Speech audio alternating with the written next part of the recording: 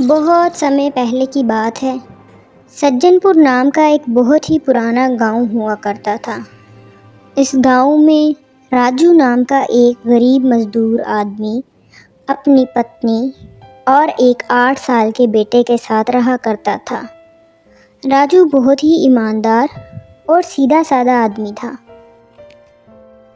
आप तो जानते ही हो जी, बरसात शुरू हो गई है।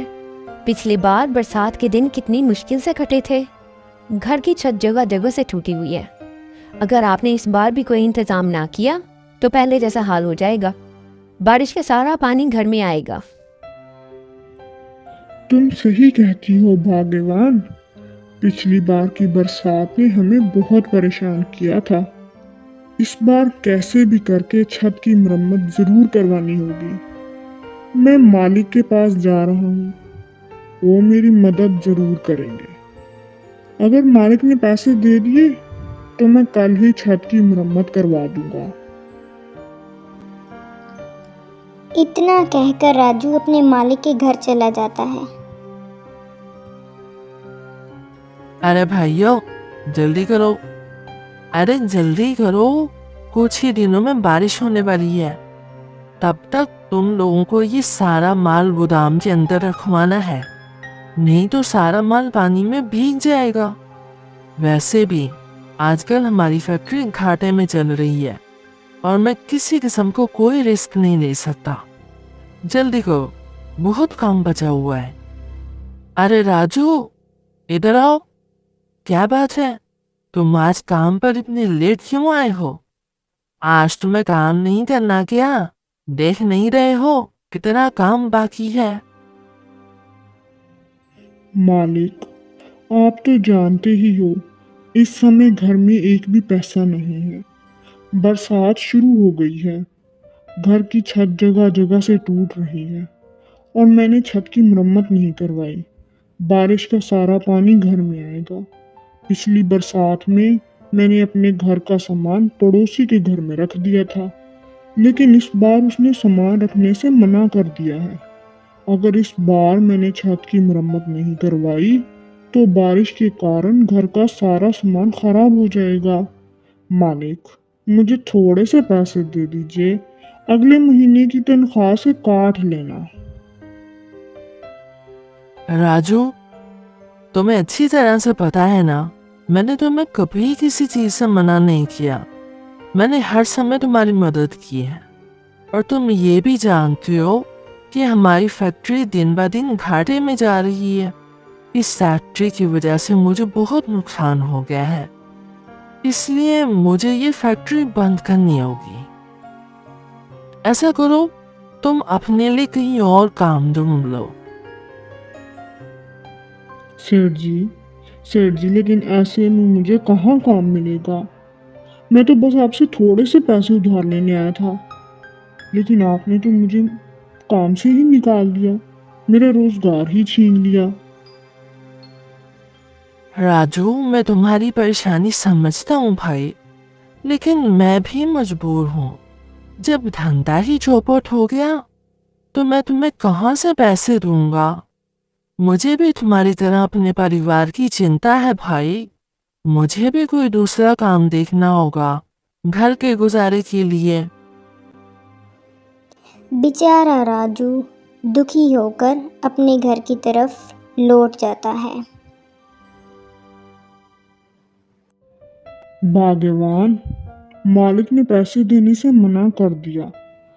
इस बरसात में उनका हाल भी हमारी ही तरह का है। उन्होंने फैक्ट्री बंद कर दी है और मुझे भी काम से निकाल दिया है। अब मुझे कोई और काम तलाश करना होगा। ओहो जी, ये क्या कह रही हैं आप?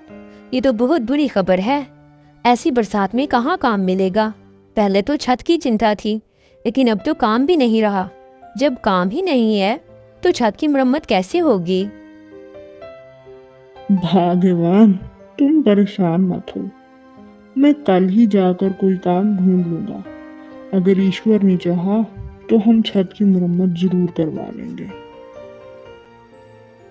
अगले दिन पूरे सज्जनपुर गांव में जोरों की गर्जन के साथ भारी वर्षा होने लगती है। राजू के घर की छत टूटी होने के कारण राजू के घर में पानी आ जाता है और उसकी छत टपकने लगती है। ये देखकर मलका और राजू काफ़ी परेशान हो जाते हैं। भगवान, मुझे बहुत चिंता हो रही है। कहीं बारिश के कारण हमारी छत टूट ना जाए। अगर इसी तरह जोर से बारिश होती रही तो हम इस घर में कैसे रह पाएंगे। मुझे जल्दी ही कुछ ना कुछ करना होगा। हाँ जी, आप बिल्कुल सही कह रही हैं। देखो हमारी छत से कितना पानी टपक रहा है। ऐसे में तो हमारे घर का सारा सामान खराब हो जाएगा। ठीक है भाग्यवान, मैं काम की तलाश में जा रहा हूँ। लेकिन जी, लेकिन बात तो सुनिए। बाहर जोरों से बारिश हो रही है, ऐसे में आप कहाँ जाओगे? मैं क्या करूँ भाग्यवान, और कुछ कर भी तो नहीं सकता। मुझे जाना ही होगा, नहीं तो हमारा सारा सामान खराब हो जाएगा। ठीक है जी, जैसा आप कहो, लेकिन ध्यान से जाइएगा। बाहर बहुत जोरों से बिजली भी कड़क रही है। और फिर राजू भारी वर्षा में छाता लेकर काम की तलाश में बाजार की ओर निकल जाता है। अरे आओ भैया आओ, ताज़ा मछली ले लो, बिल्कुल ही ताज़ा मछली। आइए 120 रुपए किलो मछली, 120 रुपए किलो। अरे ले लो भाई ले लो। अरे आओ भाई, इससे अच्छी मछली पूरे बाजार में नहीं मिलेगा। अरे आओ ना, मछली ले लो भैया। मछली कैसे किलो दे रहे हो भाई? भाई 120 रुपए किलो, आपको लेना है तो बोलो। अरे नहीं भाई नहीं, मुझे मछली नहीं चाहिए। मुझे बस इतना बताओ कि तुम्हारे पास कोई मेरे लायक काम है, मैं कर दूंगा। मुझे काम की ज़रूरत है। अरे भाई मुझे माफ़ करना, मेरे पास तुम्हें देने लायक कोई काम नहीं। हाँ, अगर जब कभी मुझे ज़रूरत होगी तो मैं बता दूंगा। अभी फ़िलहाल मेरे पास कोई काम नहीं है। अच्छा ठीक है मछली वाले भैया। इतना कहकर राजू आगे बढ़ जाता है। राजू पूरा दिन काम की तलाश करता है, लेकिन इसे कहीं भी काम नहीं मिलता। फिर राजू चाय वाले की दुकान पर जाकर बैठ जाता है। अरे भाइयों, आप लोगों ने सुना है आज अखबार में क्या आया है? सुना है इस बार बहुत ज़ोरों की बारिश होगी और तकरीबन 1 महीने तक लगातार, और बाढ़ आने का खतरा भी है। अरे भाई ये कैसी बात कर रहे हो?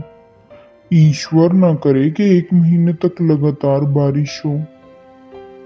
अगर 1 महीने तक लगातार बारिश होगी तो किसान और गरीब लोग कैसे जिएंगे? बारिश की वजह से सारी फसलें मुरझा जाएंगी और गरीब लोगों का कारोबार बंद हो जाएगा। अरे राजू भाई, अखबार में लिखा है, मैं तो बस वही बता रहा हूँ। तुम चिंता क्यों करते हो? अखबार वाले तो कुछ भी उल्टा सीधा छाप देते हैं जिससे अखबार ज़्यादा बिके। मैं तो तुम्हें लिख कर देता हूँ, ऐसा कुछ नहीं होने वाला, और होगा वही जो ईश्वर चाहते हैं। पिछली बार अखबार में छपा था इस बार बिल्कुल भी बारिश नहीं होगी, लेकिन हुआ क्या, उल्टा पिछली बार उतनी ही बारिश हुई। अरे मेरी तो दुकान से भी पानी आ गया था, इसलिए अखबार में छपी बातों पर ध्यान मत दिया करो। मुझे लगता है कि तुम सही कह रहे हो, हमें अखबार की बातों पर विश्वास नहीं करना चाहिए, लेकिन हाँ, हमें होशियार रहना चाहिए ताकि अगर कुछ समस्या आए तो हम तैयार रहें। राजू को इन दोनों लोगों की बातें बहुत अजीब सी लगी, इसलिए वो वहाँ से उठकर अपने घर चला जाता है। भगवान, मैंने हर जगह काम तलाश किया, लेकिन कहीं भी मुझे काम नहीं मिला। अब तुम ही बताओ मैं क्या करूं? क्या आप ये सब क्या कह रहे हो? अजी अब तो घर का राशन भी ख़त्म हो गया है और सुबह से काके की तबीयत भी बहुत ख़राब हो रही है। इसका सारा शरीर गर्म हो रहा है। मुझे लगता है इसे बुखार है। आप ऐसा करें, इसके लिए दवाई ले आएं। भाग्यवान, ये तुम क्या कह रही हो? मेरे पास तो एक पैसा भी नहीं है। मैं इसकी दवाई कहाँ से ले आऊं? अगर काके को इलाज नहीं हुआ तो इसकी हालत और भी बिगड़ सकती है। तुम्हें जल्दी कुछ करना होगा। लेकिन मैं क्या कर सकता हूँ? चलो हम अपने पड़ोसी के घर चलते हैं। वो मेरा बचपन का दोस्त है। वो मेरी ज़रूर मदद करेगा। फिर वो दोनों ही फौरन भारी वर्षा के साथ छाता लिए अपने पड़ोसी के घर जाते हैं। राजू, तुम लोग यहाँ इतनी रात को इस भारी वर्षा के बीच क्या कर रहे हो? कोई समस्या है तो बताओ। वासु भाई, मेरा बेटा बहुत बीमार है। अगर उसे जल्दी कोई इलाज नहीं मिला तो उसकी हालत बहुत ज़्यादा बिगड़ जाएगी। तुम मुझे थोड़े पैसे उधार दे दो। मैं तुम्हारा एहसान जिंदगी भर नहीं भूलूंगा। राजू भाई, मैं तुम्हारी हालत समझ सकता हूँ, लेकिन देखो मेरे हालात भी कोई अच्छे नहीं हैं। घर के बहुत खर्चे हैं, बच्चों के भी खर्चे हैं और कमाई इतनी नहीं है। इसलिए देखो भाई, मैं तुम्हारी कोई मदद नहीं कर सकता। हो सके तो तुम मुझे माफ कर देना। वासु भाई, ये सिर्फ पैसों की बात नहीं है। मेरे बेटे के जीवन का सवाल है। आपको मेरी मदद करनी चाहिए। हाँ राजू, लेकिन तुम मेरी बातों को समझने की कोशिश करो। मैं सचमुच तुम्हारी मदद करना चाहता हूँ, लेकिन मेरे खुद के हालात इस समय सही नहीं है भाई। मुझे पूरी उम्मीद है कि कोई और तुम्हारी मदद जरूर कर देगा। इतना कहकर वासु अपने घर के अंदर चला जाता है। दोनों पति पत्नी ये सुनकर और भी ज़्यादा दुखी हो जाते हैं। कौन था जिस दरवाजे पर इतनी जोर जोर से पीट रहा था? अरे राधा, वो मेरा भिखारी दोस्त राजू था। इसका बेटा बहुत ही बीमार है। उसके इलाज के लिए उधार पैसे मांगने आया था। मैंने तो साफ साफ मना कर दिया। लेकिन राजू तो आपका बहुत अच्छा दोस्त है ना जी। इसने तुम्हारी मुश्किल वक्त में बहुत बार मदद की है, फिर तुमने इन्हें पैसे देने से क्यों मना कर दिया? अरे भाई, मैं कोई दानवीर थोड़ी हूँ कि किसी की भी मदद करता रहूं। और रही बात दोस्ती की, दोस्ती सिर्फ मैं तब तक रखता हूँ जब तक मुझे सामने वाले से फायदा हो। चलो मानो मैंने उसे पैसे उधार दे दिए, लेकिन वो मेरा पैसा लुटाएगा कैसे? अब तो इसकी नौकरी भी चली गई है। हाँ, लेकिन आपको ऐसा नहीं करना चाहिए। ईश्वर न करे और उसके बेटे को कुछ हो जाए। अरे तो मैं क्या करूं? मैंने सबका ठेका ले रखा है। अगर कुछ हो गया तो हो जाए। वो जाने और वो जाने, उसकी पत्नी जाने। मेरे अलावा और भी बहुत लोग हैं। कोई ना कोई उनकी मदद जरूर कर देगा।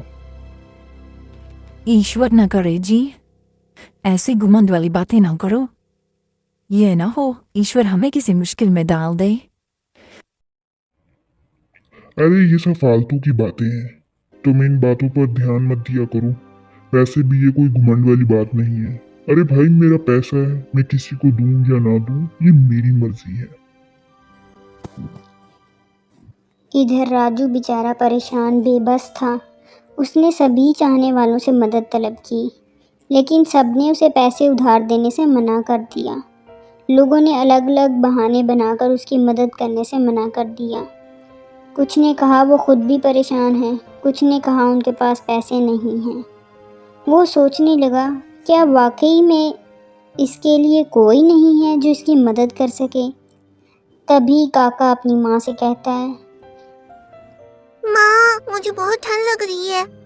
माँ, ठंड से मेरा पूरा शरीर कांप रहा है। आप कुछ करते क्यों नहीं हो? अजीब बच्चा मरने को तैयार है, अब कुछ करते क्यों नहीं? कुछ कीजिए। अरे मरता है तो मर जाने दो। इसे भी पता चले कि गरीब बाप के घर में पैदा हुआ है। मैं थक चुका हूँ लोगों से पैसे उधार मांग मांग कर। कोई पैसे देने को तैयार नहीं है। जबरदस्ती छीन कर तो नहीं ला सकता ना। अरे आप ऐसा मत कहिए। एक बार सरपंच जी के पास चलिए, मुझे उम्मीद है वो ज़रूर हमारी मदद करेंगे। राजू फौरन घबराहट में घर से निकलता है और सरपंच जी के घर पहुंचता है और उनसे मदद तलब करता है। अपने बेटे की बीमारी के बारे में बताता है। राजू, तुम्हारी बात सुनकर मुझे बहुत दुख हुआ। मेरे भाई, मेरे वक्त में कोई भी किसी की मदद नहीं करता। यार, दोस्त, रिश्तेदार सिर्फ उसी वक्त तक साथ रहते हैं जब तक इंसान के पास पैसे होते हैं। गरीबी में सब मुंह मोड़ लेते हैं मेरे भाई। लेकिन देखो, मुझे ये कहते हुए और भी दुख हो रहा है कि मैं तुम्हारी मदद नहीं कर सकता। तुम तो जानते हो इस स्मार्ट योजना में अभी तक सरकार ने एक भी रुपया नहीं दिया। गांव में जो भी छोटा मोटा काम हो रहा है वो सब मैं अपनी ही जेब से करवा रहा हूँ। मेरे ऊपर दुनिया भर का कर्ज हो रहा है। मैं अपने ऊपर और कर्ज नहीं चला सकता।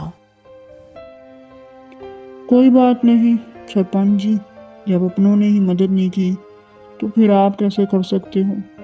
अब तो ईश्वर की जो मर्जी है वही होगा।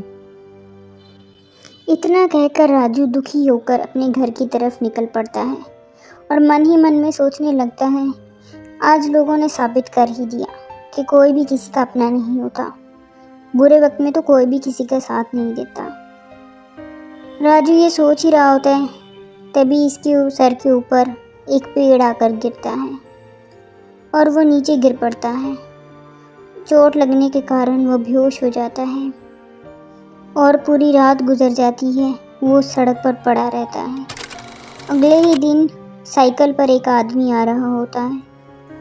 वो राजू को बेहोश लेटा देखकर उठाने की कोशिश करता है, लेकिन उसकी हालत बहुत गंभीर हो रही होती है।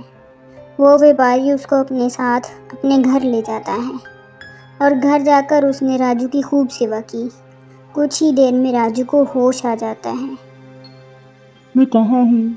मैं तो अपने घर जा रहा था, यहाँ कैसे आया? मुझे जल्दी से अपने घर जाना होगा।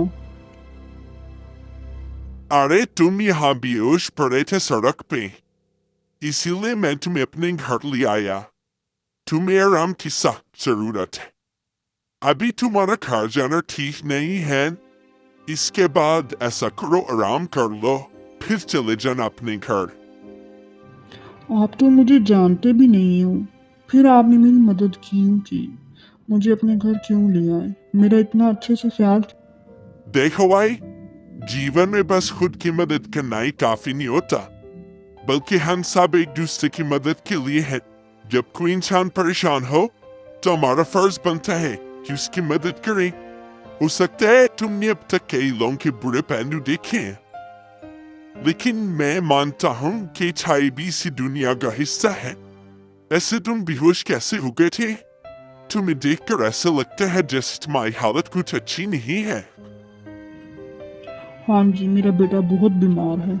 मेरे पास एक पैसा नहीं है, मुझे उसके इलाज की ज़रूरत है। मैंने सबसे बारी बारी पैसे मांगे, लेकिन किसी ने मेरी मदद नहीं की। मैं आखिरी उम्मीद लेकर सरपंच के पास गया था, मगर उसने भी इनकार कर दिया। इसी परेशानी में मैं आ रहा था कि दरख्त मेरे ऊपर आ गिरा और मैं बेहोश हो। इसके बाद इस व्यापारी ने राजू को सोने के सिक्के दिए और बोला, अरे इनको लेकर अपने घर जल्दी जाओ। ऐसा ना हो तुम्हारे बेटी की हालत ज्यादा खराब हो जाए।